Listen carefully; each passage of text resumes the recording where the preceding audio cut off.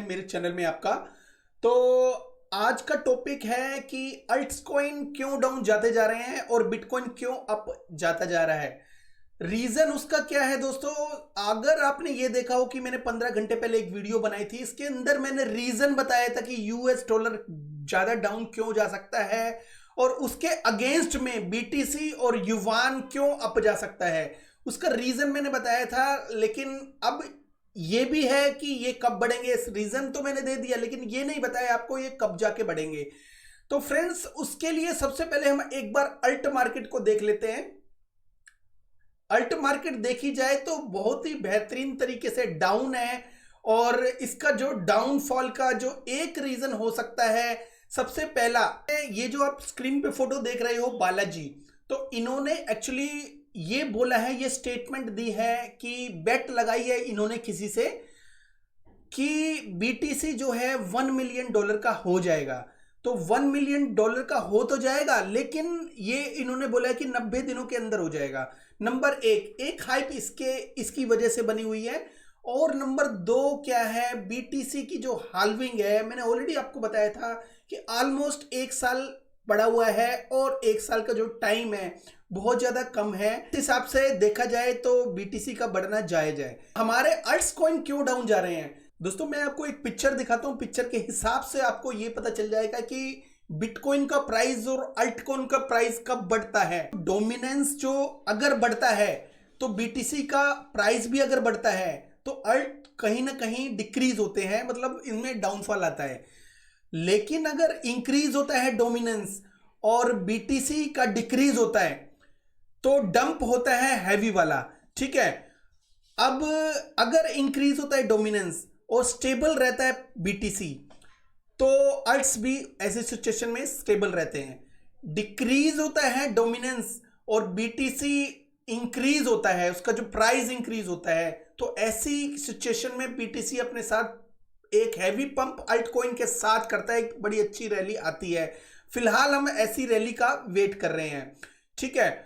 अब अगर डिक्रीज होता है इसका डोमिनेंस और डिक्रीज होता है बीटीसी का प्राइस, तो ऐसे सिचुएशन में alts most of the time stable रहते हैं। अगर डिक्रीज होता है डोमिनेंस और स्टेबल होता है बीटीसी का प्राइस, तो अल्ट्स धीरे धीरे ऊपर की तरफ जाते हैं।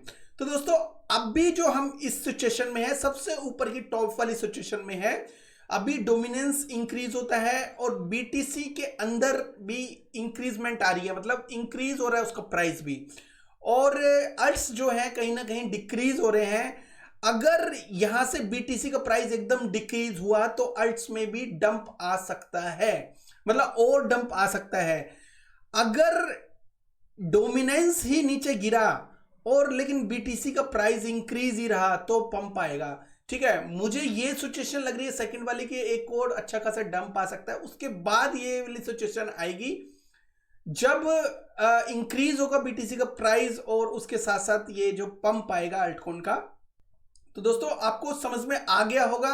अब ये जो बंदा है एक हल्का आदमी नहीं है, ये जो फॉर्मल जो सीटीओ रहा है कॉइन बेस का, और भी earn.com करके एक जो वेबसाइट है उसका भी ऑनर है, और काफी इसके छोटे मोटे काम है। और ये इसका जो लास्ट टाइम जब कोविड-19 आया था तो लोगों को इन्होंने एक स्टेटमेंट दी थी कि ये हो जाएगा और वो हो जाएगा, आने वाले टाइम में हॉस्पिटल्स और मेडिसिन वगैरह जो कि कंपनीज है वो बहुत ज्यादा इंक्रीज होगी, हॉस्पिटल में बेड नहीं मिलेंगे, और काफी चीजें इन्होंने बोली थी, जिसकी वजह से लोगों ने काफी मजाक उड़ाया था कि ऐसा हो ही नहीं सकता। ऐसा जैसा इन्होंने बोला वैसी वैसी चीजें जब सामने आई, लोगों ने इनको समझा और ये डिसाइड किया ये कोई हल्का आदमी नहीं है। तो 371 डेज है, मतलब ऑलमोस्ट 1 ईयर ही है बिटकॉइन की हाल्विंग के लिए।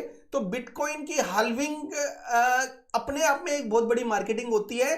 तो आपका जो पेशेंस है, पूरा जो क्रिप्टो मार्केट का जो पेशेंस है वो अभी है, और अगर आप यहां से एग्जिट हो गए तो हो सकता है एक बड़ा फायदा फ्यूचर में ना मिल पाए। अब रहा यूएस में जो फंडिंग आ रही है, यूएस में फंड जो फैल रहा है, कहीं ऐसा तो नहीं है बीटीसी ही ऊपर चला जाएगा और सारी मार्केट नीचे आ जाएगी। तो दोस्तों, मैं आपको बता दूं कि जब भी बीटीसी ऊपर गया है, अल्ट्स मार्केट नीचे आई है, तो उसका डोमिनेंस तो ऑफ कोर्स बड़ा ही बड़ा है, और इसका रीजन हमेशा से यही रहा है कि एक बहुत ही बड़े बड़े फंड आ जाते हैं हर जगह, और कहीं ना कहीं जो जो मोटा पैसा है वो जाता है बीटीसी के अंदर। लेकिन हमेशा से एक सिचुएशन ऐसे भी आई है कि बीटीसी ही लगातार बढ़ता कभी नहीं है। तो के अंदर वेल्स भी होते हैं, वेल्स ने कहीं ना कहीं अपने पैसे को बढ़ाना होता है। तो वेल्स जब भी बीटीसी में से निकल के अल्ट्स कॉइन में जाएंगे, सबसे पहले जो हैवी अल्ट्स कॉइन है जिसका मार्केट कैप बहुत ज्यादा है, तो वो बढ़ेंगे। ठीक है, एक सर्टेन हाइट पे जाके जब वहां से फायदा हो जाएगा तो अल्ट्स कॉइन में रैली आएगी। जो अल्ट्स कॉइन के मतलब छोटे कैप वाले अल्ट्स कॉइन के अंदर रैली आएगी। जब भी बिटकॉइन का डोमिनेंस बढ़ा है, ऑफ कोर्स बीटीसी का जो है प्राइस बढ़ता है, बीटीसी के अंदर पैसा आता है, लेकिन कभी ना कभी ये जब डाउन जाएगा, ठीक है, 45, 46 या 43 के आसपास अगर आता है, तो कहीं ना कहीं ये जो होगा अल्ट्स कॉइन के लिए बहुत अच्छा सिचुएशन हो सकता है। तो मैं आपसे ये बोलता हूं कि जो अल्ट्स कॉइन के अंदर आपने अपनी बाइंग ऑलरेडी की है, अगर आपने एनएफटीबी के अंदर की है, तो इसका जो 16% है, आप देखो कि अगर आपने कोई भी नए अल्ट कॉइन में पैसा लगाना है, उससे अच्छी बात ये होगी कि जो करंट में अल्ट कॉइन आपके पास है उसको मैनेज करो, उसका पोर्टफोलियो मैनेज करो। बेचने की सलाह मैं इस सिचुएशन में नहीं देता, आपको ये जरूर कहता हूं कि ऐसी सिचुएशन में आपको जो अल्ट्स कॉइन जो सबसे ज्यादा गिरे हैं, जैसे बीन स्वैप, ये 21% डाउन है, इसमें थोड़ी थोड़ी बाइंग अपॉर्चुनिटी अगर आपको दिखती है अपने हिसाब से, मुझे तो दिखती है मेरे हिसाब से, बट आपको अगर दिखती है अपने हिसाब से, तो आप इसमें एंट्री जरूर बनाइए। Most of the time crypto में ऐसा होता है, ऐसी सिचुएशन सामने आ जाती है कि डिसाइड करना बड़ा मुश्किल होता है। सबसे अच्छा फैसला यही होगा कि करंट में जो आपके पास अल्ट कॉइन्स है, अगर वो सबसे ज्यादा डाउन है तो उनको मैनेज करिए। उनको मैनेज करके तो आप एक क्रिप्टो में बहुत अच्छा फायदा उठा सकते हैं। आपका जो पोर्टफोलियो है डाइवर्सिफाई तो है ही है। यहां पे इक्विलिब्रियम 30.7% डाउन है, इसको तो मैं सलाह नहीं देता अभी, मैंने आपको पहले ही बताया था कि भाई इसमें एंट्री अभी नहीं लेनी है। और रोजोन है वो 38% डाउन है, और इसके अलावा एस्टर है 15% है। ये अच्छे अच्छे अल्ट्स कॉइन जो भी आपके पास हैं उनको आप एक्युमुलेट कर सकते हो, और कहीं ना कहीं फ्यूचर में जब भी जो मार्केट में दोबारा अल्टकॉइन के अंदर पैसा आएगा तो ये बूम कर जाएंगे। मुझे लगता है कि बीटीसी के पास जो है टाइम बहुत कम है, और बीटीसी एकदम तेजी से जाएगा ही जाएगा।